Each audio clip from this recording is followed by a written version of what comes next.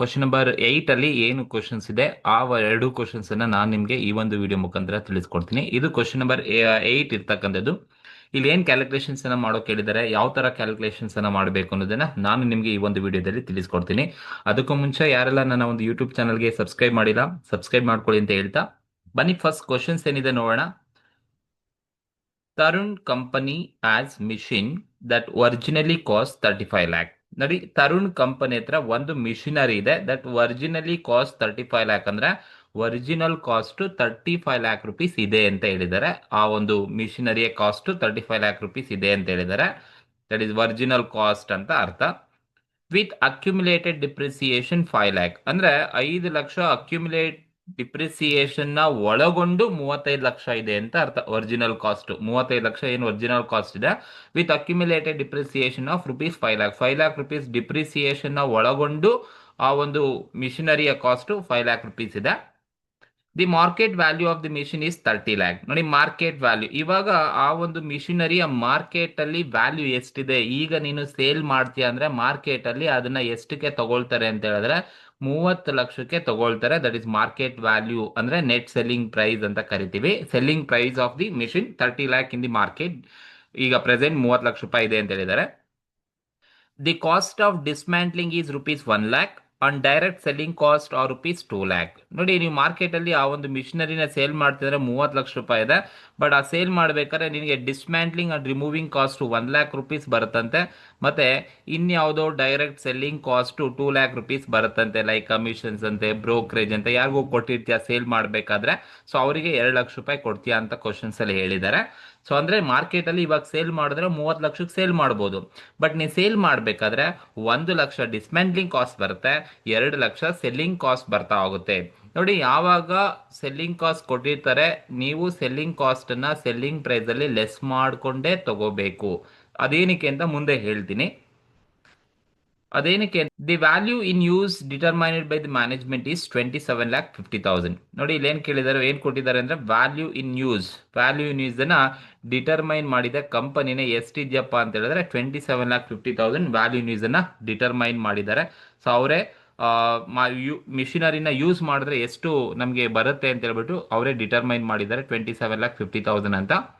The estimated the remaining estimated life of the machine is 5 years. ಇನ್ನು ಎಷ್ಟು life ಇದೆ ಮಿಷಿನರಿದು ಅಂತ ಹೇಳಿದ್ರೆ ಎಸ್ಟಿಮೇಟೆಡ್ ಲೈಫ್ ರಿಮೈನಿಂಗ್ ಉಳ್ಕೊಂಡಿರೋದು ಮಿಷಿನರಿದು 5 ವರ್ಷ ಎಸ್ಟಿಮೇಟೆಡ್ ಲೈಫ್ ಇದೆ ಅಂತ ಹೇಳಿದ್ದಾರೆ. And estimated residual value at the end of the life of the machine is 2,50,000. ನೋಡಿ, ರೆಸಿಡಿಯಲ್ ವ್ಯಾಲ್ಯೂ ಯಾವ ಕ್ವಶನ್ಸ್ ಅಲ್ಲಿ ಕೊಟ್ಟಿರ್ತಾರೆ ಆ ಒಂದು ಕ್ವಶನ್ಸ್ ಅಲ್ಲಿ ರೆಸಿಡಿಯಲ್ ವ್ಯಾಲ್ಯೂ ಕೊಟ್ಟಿದ್ದಾರೆ ಅಂದ್ರೆ ನೀವು ಡಿಪ್ರಿಸಿಯೇಷನ್ ಮಾಡಬೇಕು ಅಂತ ಅರ್ಥ. Residual value, scrap value, salvage value ಅಂತ ಕರಿತೀವಿ. At the end of the 5 years end ಆದ್ಮೇಲೆ ಆ ಒಂದು ಮಿಷಿನರಿ ರೆಸಿಡಿಯಲ್ ವ್ಯಾಲ್ಯೂ ನಮಗೆ ಎಷ್ಟು ಬರುತ್ತೆ ಅಂದ್ರೆ 2,50,000 ಬರುತ್ತೆ ಅಂತ ಹೇಳಿದ್ದಾರೆ. Calculate impairment loss of the machine. This is the most important. ಏನ್ ಕ್ಯಾಲ್ಕುಲೇಟ್ ಮಾಡೋಕೆ ಹೇಳಿದ್ದಾರೆ, ಇಂಪೇರ್ಮೆಂಟ್ ಲಾಸ್ ಅನ್ನ ಕ್ಯಾಲ್ಕುಲೇಷನ್ಸ್ ಅನ್ನ ಮಾಡಬೇಕು. ಫಸ್ಟ್ ಇಂಪೇರ್ಮೆಂಟ್ ಲಾಸ್ ಮಾಡಬೇಕು. ಎರಡನೇದು ಬಂದು calculate the depreciation charge on the machine after impairment loss has been recognised. ಅಂದ್ರೆ ನೀವು ಡಿಪ್ರಿಸಿಯೇಷನ್ಸ್ ಅನ್ನು ಕ್ಯಾಲ್ಕುಲೇಷನ್ಸ್ ಅನ್ನ ಮಾಡಿ ಯಾವಾಗ ಅಂದ್ರೆ ಆಫ್ಟರ್ ಆಫ್ಟರ್ ಅಂದ್ರೆ ಇಂಪೇರ್ಮೆಂಟ್ ಲಾಸ್ ಅನ್ನ ರೆಕಗ್ನೈಸ್ ಮಾಡಿದ್ದ ಆದ್ಮೇಲೆ ನೀವು ಡಿಪ್ರಿಸಿಯೇಷನ್ಸ್ ಅನ್ನ ಕ್ಯಾಲ್ಕುಲೇಷನ್ಸ್ ಅನ್ನ ಮಾಡಿ ಅಂತ ಹೇಳಿರ್ತಕ್ಕಂಥದ್ದು.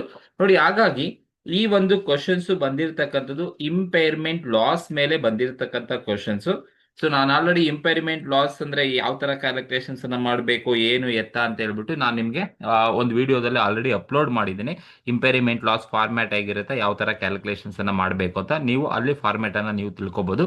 ಬನ್ನಿ ಈ ಒಂದು ಕ್ವಶನ್ಸ್ಗೆ ನೀವು ಹೇಗೆ ಆನ್ಸರ್ಸ್ ಅನ್ನ ಮಾಡಬೇಕು ಅನ್ನೋದನ್ನ ಈಗ ತಿಳಿಸ್ಕೊಡ್ತೀನಿ. ಸೊ ಇಂಪೇರ್ಮೆಂಟ್ ಲಾಸ್ ಕ್ವಶನ್ಸ್ ಅಲ್ಲಿ ಕೊಟ್ಟಿದ್ದಾರೆ ಅಂದ್ರೆ ಸಿಂಪಲ್ ಆಗಿ ಹೇಳ್ಕೊಡ್ತೀನಿ, ಕರೆಕ್ಟ್ ಆಗಿ ಅರ್ಥ ಮಾಡ್ಕೊಂಡು ಕ್ಯಾಲ್ಕುಲೇಷನ್ಸ್ ಅನ್ನ ಮಾಡ್ತಾ ಹೋಗಿ. ಸೊ ನೋಡಿ, ಇಲ್ಲಿ ಇಂಪೇರ್ಮೆಂಟ್ ಲಾಸ್ ಕ್ಯಾಲ್ಕುಲೇಷನ್ಸ್ ಅನ್ನ ಮಾಡೋಕೆ ಹೇಳಿದ್ದಾರೆ ಅಂದ್ರೆ ಫಸ್ಟ್ ನಿಮ್ಗೆ ಏನ್ ಬೇಕಪ್ಪ ಅಂದ್ರೆ ಕ್ವಶನ್ಸ್ ಅಲ್ಲಿ ಎಲ್ಲಾದ್ರೂ ಕ್ಯಾರಿಯಿಂಗ್ ಅಮೌಂಟ್ ಅಂತ ಕ್ವಶನ್ ಅಲ್ಲಿ ಕೊಟ್ಟಿದಾರ ಒಂದು ಸಲ ನೀವು ಚೆಕ್ ಮಾಡ್ಕೊಳ್ಳಿ. ಕ್ಯಾರಿಯಿಂಗ್ ಅಮೌಂಟ್ ಕ್ಯಾರಿಯಿಂಗ್ ವ್ಯಾಲ್ಯೂ ಅಂತ ಕೊಟ್ಟಿದ್ರೆ ನೀವು ಡೈರೆಕ್ಟಾಗಿ ಇಂಪೈರ್ಮೆಂಟ್ ಲಾಸನ್ನು ಕ್ಯಾಲ್ಕುಲೇಷನ್ಸ್ ಅನ್ನು ಮಾಡ್ಬೋದು. ನೋಡಿ, ನಾನು ಕ್ವಶನ್ಸ್ ಫುಲ್ ಓದ್ತೀನಿ. ಕ್ವಶನ್ಸ್ ಅಲ್ಲಿ ಎಲ್ಲೂ ಕೂಡ carrying value of the machine ಕೊಟ್ಟೇ ಇಲ್ಲ. ಎಲ್ಲಾದ್ರೂ ಕೊಟ್ಟಿದ್ರಪ್ಪ? ಕೊಟ್ಟಿಲ್ಲ. ನೋಡಿ, ಇಂಪೈರ್ಮೆಂಟ್ ಲಾಸ್ ಮಾಡಬೇಕಾದ್ರೆ ಇದು ಮೋಸ್ಟ್ ಇಂಪಾರ್ಟೆಂಟ್. ನೀವು ಕ್ಯಾರಿಂಗ್ ವ್ಯಾಲ್ಯೂ ಕ್ವಶನ್ಸ್ ಅಲ್ಲಿ ಕೊಟ್ಟಿಲ್ಲ ಅಂದ್ರೆ ಫಸ್ಟ್ ಸ್ಟೆಪ್ ನೀವೇನ್ ಮಾಡ್ಬೇಕಪ್ಪ ಅಂತ ಹೇಳಿದ್ರೆ, ಸ್ಟೆಪ್ 1 ಯಾವಾಗಲೂ ಕೂಡ ನೀವು ಇಂಪೈರ್ಮೆಂಟ್ ಲಾಸ್ ಅನ್ನ ಕ್ಯಾಲ್ಕುಲೇಟ್ ಮಾಡ್ಬೇಕಾದ್ರೆ ಕ್ಯಾರಿಂಗ್ ಅಮೌಂಟ್ ಕೊಟ್ಟಿಲ್ಲ ಅಂದ್ರೆ ನೀವು ಕ್ಯಾಲ್ಕುಲೇಷನ್ಸ್ ಅನ್ನ ಮಾಡಬೇಕಾಗುತ್ತೆ. ಕ್ಯಾಲ್ಕುಲೇಷನ್ ಆಫ್ ಕ್ಯಾರಿಂಗ್ ವ್ಯಾಲ್ಯೂ ಅಥವಾ ಕ್ಯಾರಿಂಗ್ ಅಮೌಂಟ್ ಅನ್ನ ನೀವು ಫಸ್ಟ್ ಕ್ಯಾಲ್ಕುಲೇಷನ್ಸ್ ಅನ್ನ ಮಾಡಬೇಕಾಗುತ್ತೆ. ಸೊ ಆಗ ಈ ಫಸ್ಟ್ ಸ್ಟೆಪ್ ಬಂದು ಕ್ಯಾರಿಂಗ್ ಅಮೌಂಟ್ ಅನ್ನ ಕ್ಯಾಲ್ಕುಲೇಷನ್ಸ್ ಅನ್ನ ಮಾಡೋಣ. ಸೊ ನಿಮಗೆ ಗೊತ್ತಿರಬೇಕು ಕ್ಯಾರಿಂಗ್ ಅಮೌಂಟ್ ಅನ್ನ ಹೇಗೆ ಕ್ಯಾಲ್ಕುಲೇಷನ್ಸ್ ಅನ್ನ ಮಾಡ್ತಾರೆ, ಏನು ಫಾರ್ಮುಲಾ ಕ್ಯಾರಿಂಗ್ ಅಮೌಂಟ್ ಅನ್ನ ಕ್ಯಾಲ್ಕುಲೇಷನ್ಸ್ ಅನ್ನ ಮಾಡ್ಲಿಕ್ಕೆ ಅಂತ ಹೇಳಿದ್ರೆ, ನೋಡಿ, ಕ್ಯಾರಿಂಗ್ ಅಮೌಂಟ್ ಈಕ್ವಲ್ಸ್ ಏನು ಫಾರ್ಮುಲಾ ಅಂದ್ರೆ original cost of machine minus accumulated depreciation. Original cost minus accumulated depreciation, you will get carrying amount of asset ನಿಮಗೆ ಸಿಗುತ್ತೆ. ನೋಡಿ, ನಮಗೆ ಕ್ವಶನ್ ಅಲ್ಲಿ ತರುಣ್ ಕಂಪನಿ ಹತ್ರ ಒಂದು ಮಿಷಿನರಿ ಇದೆ, ಒರಿಜಿನಲ್ ಕಾಸ್ಟ್ 35 ಲ್ಯಾಕ್ ಕೊಟ್ಟಿದ್ದಾರೆ. ಕರೆಕ್ಟಾ? ನೋಡಿ, ಒರಿಜಿನಲ್ ಕಾಸ್ಟ್ ಎಷ್ಟು ಕೊಟ್ಟಿದ್ದಾರಪ್ಪ? 35 lakh rupees original cost question ಅಲ್ಲಿ ಕೊಟ್ಟಿದ್ದಾರೆ. That is original cost of machine 35 lac. With accumulated depreciation ಅವರೇ ಕೊಟ್ಬಿಟ್ಟಿದ್ದಾರೆ. ಡಿಪ್ರಿಸಿಯೇಷನ್ ಅಂತ ಕೊಟ್ಟಿರ್ತಾರೆ. ಅಕ್ಯುಮುಲೇಟೆಡ್ ಅಂತನಾದ್ರೂ ಹೇಳಿ ಅಥವಾ ಡಿಪ್ರಿಸಿಯೇಷನ್ ಅಂತ ಹೇಳಿ. ನಿಮಗೆ ಡಿಪ್ರಿಸಿಯೇಷನ್ ಎಷ್ಟು ಕೊಟ್ಟಿದ್ದಾರೆ? 5 ಲ್ಯಾಕ್ ರುಪೀಸ್ ಕೊಟ್ಟಿದ್ದಾರೆ.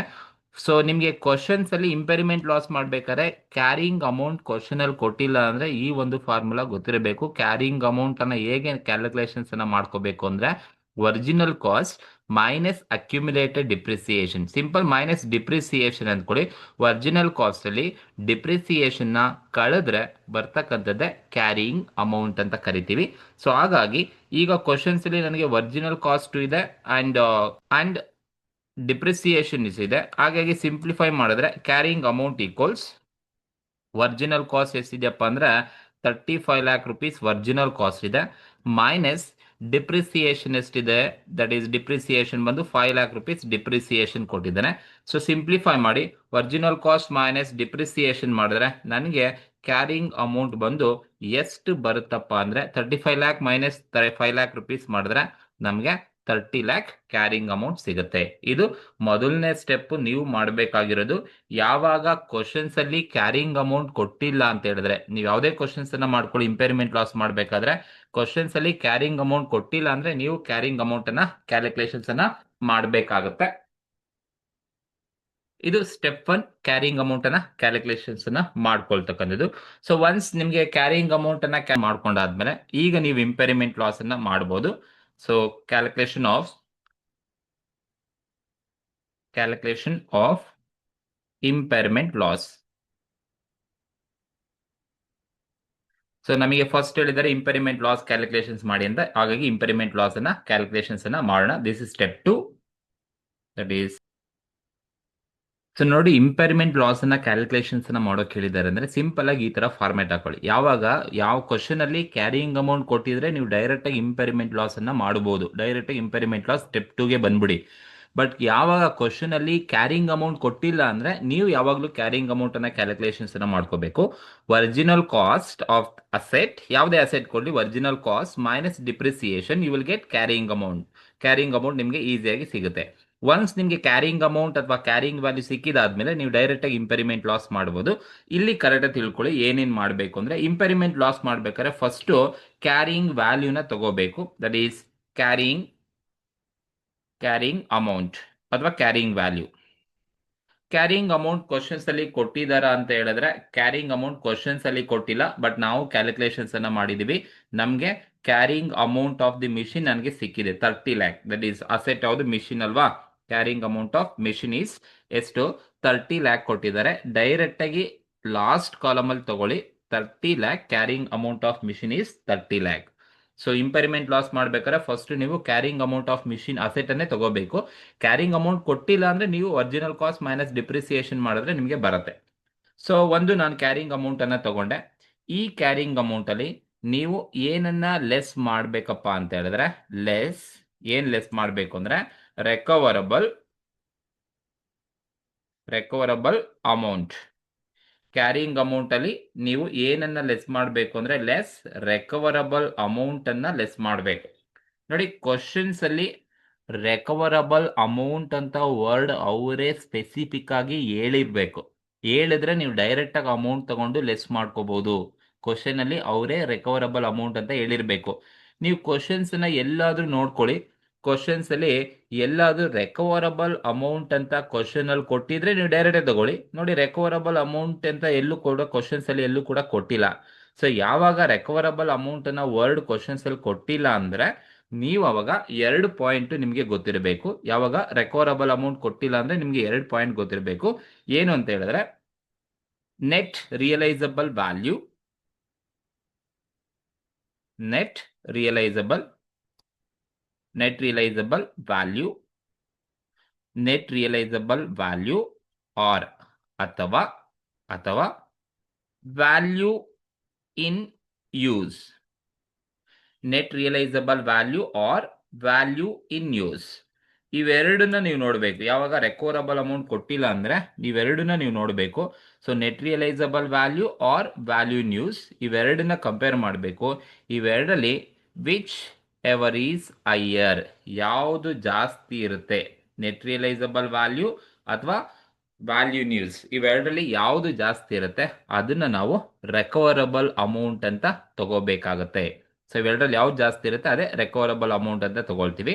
ಈಗ ಕ್ವಶನ್ಸ್ ಅಲ್ಲಿ ನೆಟ್ ರಿಯಲೈಸಬಲ್ ವ್ಯಾಲ್ಯೂ ಕೊಟ್ಟಿದ್ದಾರಾ? ನೋಡಿ, ನೆಟ್ ರಿಯಲೈಸಬಲ್ ವ್ಯಾಲ್ಯೂನ ಸುಮಾರು ವರ್ಡ್ ಅಲ್ಲಿ ಕರೀತಾರೆ. ನೆಟ್ ರಿಯಲೈಸಬಲ್ ವ್ಯಾಲ್ಯೂ ಅಂದ್ರೂ ಅದೇ, ಅಥವಾ fair market value, fair market value ಅಥವಾ ಇನ್ನೊಂದು ಹೆಸರಲ್ಲಿ ಏನಂತ ಕರೀತಾರೆ ಅಂದ್ರೆ ನೆಟ್ ಸೆಲ್ಲಿಂಗ್ ಪ್ರೈಸ್. ಈ ಮೂರು ಒಂದೇ ಅರ್ಥ ಕೊಡ್ತಕ್ಕಂಥದ್ದು. Net realisable value, fair market value, net selling price. ಇದು ಆರ್ ಅಥವಾ ವ್ಯಾಲ್ಯೂ ಇನ್ ಯೂಸ್ ಇವೆರಡನ್ನ ಕಂಪೇರ್ ಮಾಡಬೇಕು. ಇವೆರಡರಲ್ಲಿ ಯಾವ್ದು ಜಾಸ್ತಿ ಇರುತ್ತೆ ಅದನ್ನೇ ನಾವು ರೆಕವರಬಲ್ ಅಮೌಂಟ್ ಅಂತ ಕರಿತೀವಿ. ಈಗ ಕ್ವಶನ್ಸ್ ಅಲ್ಲಿ ಏನಾದ್ರೂ ಕೊಟ್ಟಿದ್ದನ್ನ 1 by 1 ನೋಡ್ತಾ ಹೋಗೋಣ. ನೋಡಿ, ಸೊ ಒರಿಜಿನಲ್ ಕಾಸ್ಟ್ ಕೊಟ್ಟಿದ್ರು, original cost minus depreciation and carrying amount ಅನ್ನ ಆಲ್ರೆಡಿ ತಗೊಂಡಿದ್ದೀನಿ. ನೋಡಿ, ನೆಕ್ಸ್ಟ್ ಹೇಳಿದ್ದಾರೆ the market value of the machine, that is market value. ನೋಡಿ, ಮಾರ್ಕೆಟ್ ವ್ಯಾಲ್ಯೂ ಅಂತ ಹೇಳಿದ್ರೆ net market value, selling price, realisable value, net realisable value ಅಂತ ಕೊಡ್ತಾರೆ. Market value ಎಷ್ಟಿದೆಯಪ್ಪ ಅಂದ್ರೆ 30 ಲಕ್ಷ ರೂಪಾಯಿ ಇದೆ. ಇದು ಮಾರ್ಕೆಟ್ ವ್ಯಾಲ್ಯೂ. ನಾನು ಈಗ ಮಾರ್ಕೆಟ್ ಅಲ್ಲಿ ಆ ಒಂದು ಮಿಷಿನರಿ ಸೇಲ್ ಮಾಡಿದ್ರೆ 30 ಲಕ್ಷ ರೂಪಾಯಿ ಹೋಗುತ್ತೆ ಅಂತ ಹೇಳಿದಾನೆ. ಆ ಒಂದು ಮಿಷಿನರಿನ ಮಾರ್ಕೆಟ್ ಅಲ್ಲಿ ಸೇಲ್ ಮಾಡಿದ್ರೆ 30 ಲಕ್ಷಕ್ಕೆ ವ್ಯಾಲ್ಯೂ ಇದೆ ಅಂತ ಹೇಳಿದ್ದಾರೆ. ಬಟ್ ನಾನು ಆ ಒಂದು ಮಿಷಿನರಿನ ಮಾರ್ಕೆಟ್ ಅಲ್ಲಿ ಸೇಲ್ ಮಾಡಿದ್ರೆ ನನಗೆ 30 ಲಕ್ಷನೂ ಬರಬೇಕು. ಬಟ್ ನನಗೇನಾಗುತ್ತೆ ಅಂದ್ರೆ ಅಲ್ಲಿ ಡಿಸ್ಮ್ಯಾಂಡ್ಲಿ ಕಾಸ್ಟ್ 1 ಲ್ಯಾಕ್ ರುಪೀಸ್ ಇನ್ಕರ್ಡ್ ಆಗಿದೆ, direct selling cost 2 lakh rupees incurred ಆಗಿರುತ್ತೆ. ಹಾಗಾಗಿ ನೀವು ಮಾರ್ಕೆಟ್ ವ್ಯಾಲ್ಯೂ ತಗೋಬೇಕಾದ್ರೆ ಇಲ್ಲಿ ನಿಮಗೆ ಕೆಳಗಡೆ ತೋರಿಸಿರ್ತೀನಿ ಕ್ಯಾಲ್ಕುಲೇಷನ್ಸ್ ನ, ಮಾರ್ಕೆಟ್ ವ್ಯಾಲ್ಯೂ ಅಥವಾ net realisable value. So that is ಒಂದು ನೆಟ್ ರಿಯಲೈಸಬಲ್ ವ್ಯಾಲ್ಯೂ. ಈ ಒಂದು ಕ್ಯಾಲ್ಕುಲೇಷನ್ಸ್ ಜಸ್ಟ್ ನಿಮಗೆ ಗೊತ್ತಿರಲಿ ಅಂತ, ನೆಟ್ ರಿಯಲೈಸಬಲ್ ವ್ಯಾಲ್ಯೂ ಅಥವಾ ಫೇರ್ ಮಾರ್ಕೆಟ್ ವ್ಯಾಲ್ಯೂ ಅಥವಾ ನೆಟ್ ಸೆಲ್ಲಿಂಗ್ ಪ್ರೈಸ್ ಎಲ್ಲ ಒಂದೇ. ನೋಡಿ, ಇದನ್ನ ಯಾವ ತರ ನೀವು ಕ್ಯಾಲ್ಕುಲೇಷನ್ಸ್ ಅನ್ನ ಮಾಡ್ಕೋಬೇಕು ಅಂತ ಹೇಳಿದ್ರೆ ಮಾರ್ಕೆಟ್ ವ್ಯಾಲ್ಯೂ ಅಥವಾ ಆರ್ ಸೆಲ್ಲಿಂಗ್ ಪ್ರೈಸ್, ಈ ಸೆಲ್ಲಿಂಗ್ ಪ್ರೈಸ್ ಅಲ್ಲಿ ಮೈನಸ್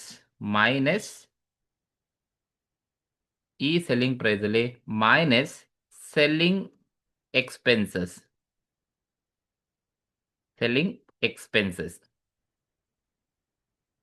ನೋಡಿ, ಇದೊಂದು ಗೊತ್ತಿರಬೇಕು ನಿಮಗೆ. ನೆಟ್ ರಿಯಲೈಸಬಲ್ ವ್ಯಾಲ್ಯೂ ಅಥವಾ ಫೇರ್ ಮಾರ್ಕೆಟ್ ವ್ಯಾಲ್ಯೂ ಅಥವಾ ನೆಟ್ ಸೆಲ್ಲಿಂಗ್ ಪ್ರೈಸ್ ನ ನೀವು ತಗೋಬೇಕಾದ್ರೆ ಸೆಲ್ಲಿಂಗ್ ಪ್ರೈಸ್ ಎಷ್ಟಾದ್ರೂ ಕೊಡ್ಲಿ ಅಥವಾ ಮಾರ್ಕೆಟ್ ವ್ಯಾಲ್ಯೂ ಅಥವಾ ಸೆಲ್ಲಿಂಗ್ ಪ್ರೈಸ್ ಅಂತ ಕೊಡ್ತಾರೆ. ಆ ಸೆಲ್ಲಿಂಗ್ ಪ್ರೈಸ್ ಅಲ್ಲಿ ಕ್ವಶನ್ಸ್ ಅಲ್ಲಿ ಯಾವ್ದಾದ್ರೂ ಸೆಲ್ಲಿಂಗ್ ಎಕ್ಸ್ಪೆನ್ಸಸ್ ಏನಾದ್ರೂ ಕೊಟ್ಟಿದ್ರೆ ನೀವು ಡಿಡಕ್ಟ್ ಮಾಡ್ಕೊಂಡೇ ತಗೋಬೇಕು. ಈ ಒಂದು ಕ್ವಶನ್ಸ್ ಅಲ್ಲಿ ಹೇಳ್ತಾ ಇದ್ದಾರೆ ನಾನು ಮಾರ್ಕೆಟ್ ಅಲ್ಲಿ ವ್ಯಾಲ್ಯೂ 30 ಲಕ್ಷ ರೂಪಾಯಿ ಸೇಲ್ ಮಾಡಬಹುದು, ಬಟ್ ನನಗೆ ಅಲ್ಲಿ ಡಿಸ್ಮ್ಯಾಂಡ್ಲಿಂಗ್ ಕಾಸ್ಟ್ 1 ಲ್ಯಾಕ್ ರುಪೀಸ್ ಇದೆ, ಸೆಲ್ಲಿಂಗ್ ಕಾಸ್ಟ್ 2 ಲ್ಯಾಕ್ ರುಪೀಸ್ ಇದೆ. ಈಗ ನನಗೆ 30 ಲಕ್ಷಕ್ಕೆ ಸೇಲ್ ಮಾಡಿದ್ರೆ 30 ಲಕ್ಷನೂ ಬರಬೇಕು. ಬಟ್ ನನಗೆ 30 ಲಕ್ಷನೂ ಬರ್ತಾ ಇದೆಯಾ? ಇಲ್ಲ, ಅಲ್ಲಾರ್ಗೋ ಸೆಲ್ಲಿಂಗ್ ಕಾಸ್ಟ್ 2 ಲ್ಯಾಕ್ ರುಪೀಸ್ ಕೊಡಬೇಕು, ಡಿಸ್ಮ್ಯಾಂಡ್ಲಿಂಗ್ ಕಾಸ್ಟ್ 1 ಲ್ಯಾಕ್ ರುಪೀಸ್ ಕೊಡಬೇಕು. ಹಾಗಾಗಿ ಸೊ ನೀವು ಮಾರ್ಕೆಟ್ ವ್ಯಾಲ್ಯೂ ತಗೋಬೇಕಾದ್ರೆ ಕ್ವಶನ್ಸ್ ಅಲ್ಲಿ ಎಷ್ಟಾದ್ರೂ ಮಾರ್ಕೆಟ್ ವ್ಯಾಲ್ಯೂ ಕೊಡ್ಲಿ ಅಥವಾ ಸೆಲ್ಲಿಂಗ್ ಪ್ರೈಸ್ ಅಂತ ಕೊಡ್ಲಿ, ಬಟ್ ಆ ಕ್ವಶನ್ಸ್ ಅಲ್ಲಿ ನಿಮಗೆ ಸೆಲ್ಲಿಂಗ್ ಪ್ರೈಸ್ ಅಲ್ಲಿ ಸೆಲ್ಲಿಂಗ್ ಎಕ್ಸ್ಪೆನ್ಸಸ್ ಕೊಟ್ಟಿದ್ರೆ ನೀವು ಲೆಸ್ ಮಾಡ್ಕೊಳ್ಳಿ.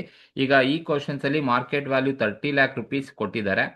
ಇದ್ರಲ್ಲಿ ನಾನು ಏನ್ ಮಾಡ್ತೀನಿ ಅಂದ್ರೆ 3 ಲ್ಯಾಕ್ ರುಪೀಸ್ ಅನ್ನ ನಾನು ಲೆಸ್ ಮಾಡಿ ತಗೊಳ್ತೀನಿ. ಏನಕ್ಕೆ 3 ಲ್ಯಾಕ್ ರುಪೀಸ್ ಅಂತ ಹೇಳ್ಬಿಟ್ಟು ಇಲ್ಲಿ ತೋರಿಸಿರ್ತೀನಿ.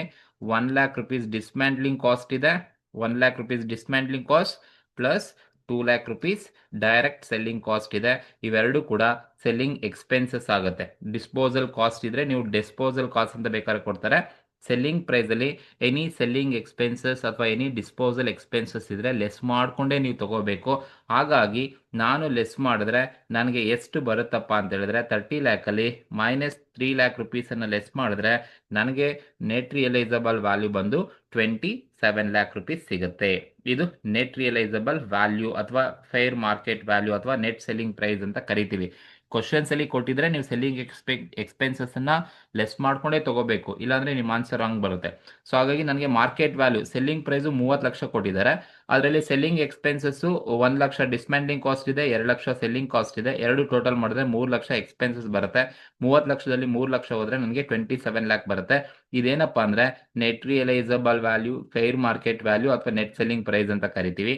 ಈಗ ಅದನ್ನ ನಾನು ಇಲ್ಲಿ ತಗೊಳ್ತೀನಿ, ಇನ್ನರ್ ಕಾಲಮ್ ಅಲ್ಲಿ ತಗೊಳ್ಳಿ. ಎಷ್ಟು ಬಂದಿದೆಪ್ಪ ಅಂದ್ರೆ 27 ಲ್ಯಾಕ್ ನೆಟ್ ಸೆಲ್ಲಿಂಗ್ ಪ್ರೈಸ್ ಇದೆ.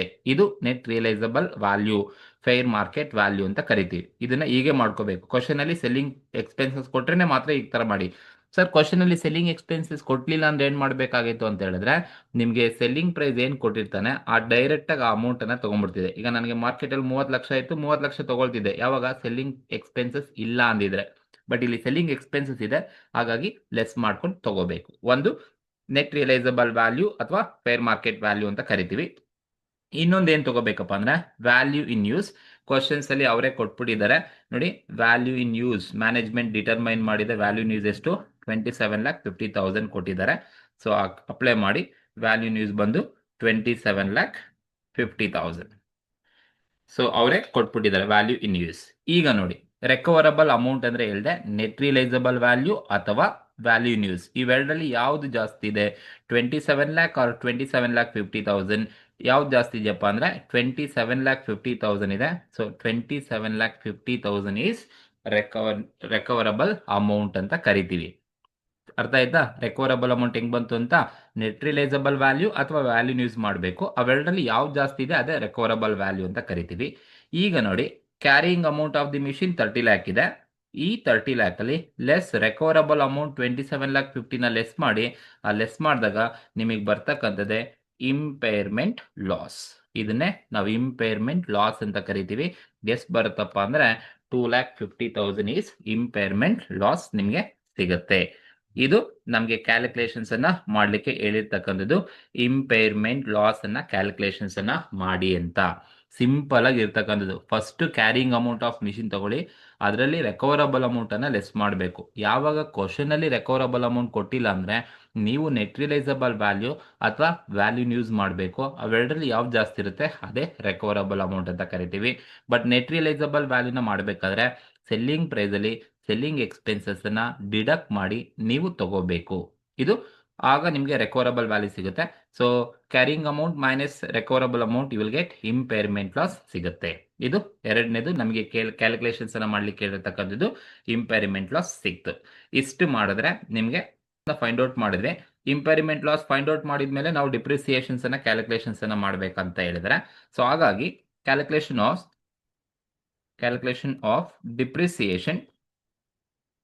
depreciation after impairment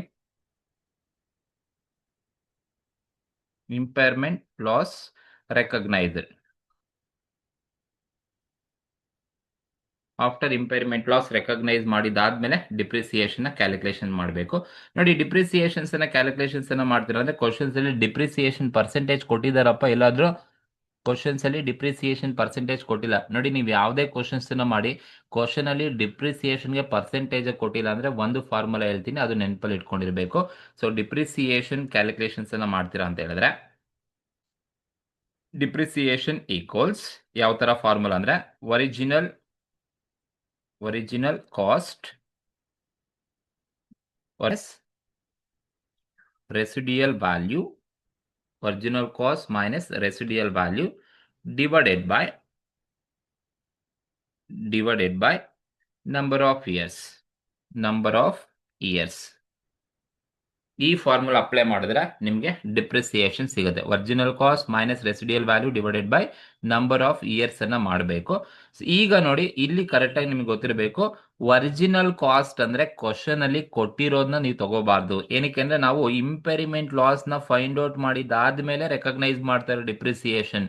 ಈಗ ನಿಮ್ಮ ಒರಿಜಿನಲ್ ಕಾಸ್ಟ್ ಎಷ್ಟು ಇರುತ್ತಪ್ಪ ಅಂತ ಹೇಳಿದ್ರೆ ನೋಡಿ, ನಿಮ್ಗೆ ರೆಕವರಬಲ್ ಅಮೌಂಟ್ ಏನಿದೆಯಲ್ವಾ, ಈ ರೆಕವರಬಲ್ ಅಮೌಂಟ್ ನಿಮ್ಮ ಒರಿಜಿನಲ್ ಕಾಸ್ಟ್ ಆಗಿರುತ್ತೆ. ಯಾಕೆಂದ್ರೆ ಇವಾಗ ನಿಮಗೆ ಬರ್ತಕ್ಕಂಥದ್ದು ಎಷ್ಟು ಅಮೌಂಟ್ ಅಂದ್ರೆ 27,50,000. ಅದಕ್ಕೆ ಒಂದು ಮೆಥಡ್ ಇದೆ, ಬಟ್ ನಾನು ನಿಮಗೆ ಡೈರೆಕ್ಟ್ ಶಾರ್ಟ್ ಕಟ್ ಆಗಿ ಹೇಳ್ಕೊಡ್ತಾ ಇದ್ದೀನಿ. ಸೊ ನಿಮಗೆ ಇಂಪೈರ್ಮೆಂಟ್ ಲಾಸ್ ನ ಫೈಂಡ್ ಔಟ್ ಮಾಡಿದ್ಮೇಲೆ ನಿಮ್ಮ ಅಸೆಟ್ ನ ವ್ಯಾಲ್ಯೂ ಎಷ್ಟು ಬರುತ್ತೆ ಅಂತ ಹೇಳ ನೋಡಿ. ಒರಿಜಿನಲ್ ನಿಮ್ಮ ಕ್ಯಾರಿಂಗ್ ಅಮೌಂಟ್ 30 ಲಕ್ಷ ಇತ್ತು. ಈ 30 ಲಕ್ಷದಲ್ಲಿ ನೀವು 2,50,000 ನೀವು ಲಾಸ್ ಅನ್ನ ಲೆಸ್ ಮಾಡಿದ್ರೆ ನಿಮ್ಮ ಅಸೆಟ್ ನ ವ್ಯಾಲ್ಯೂ ಇವಾಗ 27,50,000 ಇರುತ್ತೆ. ಅದೇ ರೆಕವರಬಲ್ ಅಮೌಂಟ್ ಅನ್ನೋದು. ಅದೇ ನಿಮ್ಮ ಈಗ ಇಂಪೈರ್ಮೆಂಟ್ ಲಾಸ್ ಫೈಂಡ್ ಔಟ್ ಮಾಡಿದ್ಮೇಲೆ ನಿಮ್ಮ ಅಸೆಟ್ ನ ಒರಿಜಿನಲ್ ಕಾಸ್ಟ್ 27,50,000 ಇದೆ ಅಂತ ಅರ್ಥ. ಹಾಗಾಗಿ ನೀವು ಡಿಪ್ರಿಸಿಯೇಷನ್ಸ್ ಅನ್ನ ಮಾಡಬೇಕಾದ್ರೆ, ಸೊ ರೆಕವರಬಲ್ ಈ ತರ ಕ್ವಶನ್ಸ್ ಆಫ್ಟರ್ ಇಂಪೇರ್ಮೆಂಟ್ ಲಾಸ್ ಕೊಟ್ಟಿದ್ರೆ ಮಾತ್ರನೇ ಈಗ ಮಾಡಿ. ನಿಮಗೆ ರೆಕವರಬಲ್ ಅಮೌಂಟ್ ಏನ್ ಬಂದಿರುತ್ತೆ, ಆ ರೆಕವರಬಲ್ ಅಮೌಂಟ್ 27,50,000 ತಗೊಳ್ಳಿ, ಮೈನಸ್ ರೆಸಿಡಿಯಲ್ ವ್ಯಾಲ್ಯೂ ಅಥವಾ ಸ್ಕ್ರಾಪ್ ವ್ಯಾಲ್ಯೂ ಅಥವಾ ಸಾಲ್ವೇಜ್ ವ್ಯಾಲ್ಯೂ ಅಂತ ಕ್ವಶನ್ಸ್ ಅಲ್ಲಿ ಹೇಳಿರ್ತಾರೆ. ಸೊ 2,50,000 ಕೊಟ್ಟಿದ್ದಾರೆ. ರೆಸಿಡಿಯಲ್ ವ್ಯಾಲ್ಯೂ ಅಥವಾ ಸ್ಕ್ರಾಪ್ ವ್ಯಾಲ್ಯೂ ಬಂದು 2,50,000 ಕೊಟ್ಟಿದ್ದಾರೆ. 2,50,000 ಸ್ಕ್ರಾಪ್ ವ್ಯಾಲ್ಯೂ ಇದೆ. Divided by number of years ಅಂತ ಹೇಳ್ಬಿಟ್ಟು ಅವರೇ useful life of the year ಬಂದು 5 ಇಯರ್ಸ್ ಅವರೇ ಕೊಟ್ಬಿಟ್ಟಿದ್ದಾರೆ. 5 ಇಯರ್ಸ್ ಎಷ್ಟೆಷ್ಟಿದೆ ಅಂತ ಹೇಳ್ಬಿಟ್ಟು ಕೊಟ್ಟಿದ್ದಾರೆ. 5 ಇಯರ್ಸ್ ಇದೆ. ಈಗ ನೀವು ಸಿಂಪ್ಲಿಫೈ ಮಾಡಿದ್ರೆ depreciation equals 27,50,000 minus 2,50,000 27,50,000 minus 2,50,000 divided by 5 years ಮಾಡಿದ್ರೆ ನಿಮಗೆ ಎಷ್ಟು ಡಿಪ್ರಿಸಿಯೇಷನ್ ಬರುತ್ತಪ್ಪ ಅಂತ ಹೇಳಿದ್ರೆ 5,00,000 ಡಿಪ್ರಿಸಿಯೇಷನ್ ನಿಮಗೆ ಸಿಗತ್ತೆ. ಇದು ಡಿಪ್ರಿಸಿಯೇಷನ್ಸ್ ನಮಗೆ ಕ್ಯಾಲ್ಕುಲೇಷನ್ಸ್ ಮಾಡ್ಲಿಕ್ಕೆ ಹೇಳೋದು. ಆಫ್ಟರ್ ಇಂಪೆರಿಮೆಂಟ್ ಲಾಸ್ ಅನ್ನ ಫೈಂಡ್ ಔಟ್ ಮಾಡಿದ್ಮೇಲೆ ನೀವು ಡಿಪ್ರಿಸಿಯೇಷನ್ ಫೈಂಡ್ ಔಟ್ ಮಾಡಿ ಅಂದ್ರೆ ಈ ಫಾರ್ಮುಲಾ ಹಾಕೊಳ್ಳಿ. Original cost minus residual value divided by number of year. But ಇಲ್ಲಿ ಒರಿಜಿನಲ್ ಕಾಸ್ಟ್ ತಗೋಬೇಕಾದ್ರೆ ನಿಮಗೆ ರೆಕವರಬಲ್ ಅಮೌಂಟ್ ಏನಿರುತ್ತೆ ಆ ಅಮೌಂಟೇ ತಗೋಬೇಕು. ಏನಕ್ಕೆ ಅಂತ ಹೇಳಿದ್ರೆ ನಿಮ್ಮ ಕ್ಯಾರಿಂಗ್ ವ್ಯಾಲ್ಯೂ 30 ಲಕ್ಷ ಇತ್ತು. ಇದರಲ್ಲಿ ಇಂಪೆರಿಮೆಂಟ್ ಲಾಸ್ ಅನ್ನ ಲೆಸ್ ಮಾಡಿದ್ರೆ ನಿಮ್ಮ ರಿವೈಸ್ಡ್ ಕ್ಯಾರಿಂಗ್ ಅಮೌಂಟ್ 27,50,000 ಬರುತ್ತೆ. ಹಾಗಾಗಿ ನಾನು ಡೈರೆಕ್ಟ್ ಆಗಿ ರೆಕವರಬಲ್ ಅಮೌಂಟ್ ಏನಿದೆ ಅದನ್ನ ತಗೊಳ್ಳಿ, minus residual value divided by number of years ಮಾಡಿ ನಿಮಗೆ ಡಿಪ್ರಿಸಿಯೇಷನ್ ಬರುತ್ತೆ. ಇಷ್ಟು ಮಾಡಿದ್ರೆ ನಿಮಗೆ ಮಾರ್ಕ್ಸ್ ಅನ್ನ ಈಸಿಯಾಗಿ ಕೊಡ್ತಾರೆ. And one of the dead easiest question. Correct ಆಗಿ ಅರ್ಥ ಮಾಡ್ಕೊಳ್ಳಿ, ಕಾನ್ಸೆಪ್ಟ್ ಅನ್ನ ತಿಳ್ಕೊಳ್ಳಿ, ನಿಮಗೆ ಈಸಿ ಇರುತ್ತೆ. ಇಂಪೆರಿಮೆಂಟ್ ಲಾಸ್ ಮೇಲೆ ಖಂಡಿತವಾಗ್ಲೂ ಕ್ವಶನ್ಸ್ ಇದ್ದೇ ಇರುತ್ತೆ. ಓಕೆ, ಈ ಒಂದು ವಿಡಿಯೋ ಇಷ್ಟ ಆಗಿದ್ರೆ ದಯವಿಟ್ಟು ಶೇರ್ ಮಾಡಿ, ಹಾಗೆ ಸಬ್ಸ್ಕ್ರೈಬ್ ಮಾಡಿ. ನಿಮ್ಗೆ ಏನಾದರೂ ಈ ಒಂದು ಕ್ವಶನ್ಸ್ ಅಲ್ಲಿ ಡೌಟ್ ಇದೆಯಾ, ಸುಮ್ಮನೆ ಒಂದು ಕಮೆಂಟ್ ಹಾಕಿ. ಸೊ ನಾನು ನಿಮಗೆ ಆ ಒಂದು ಕಮೆಂಟ್ಗೆ ಉತ್ತರವನ್ನು ಕೊಡ್ತೀನಿ. Thank you.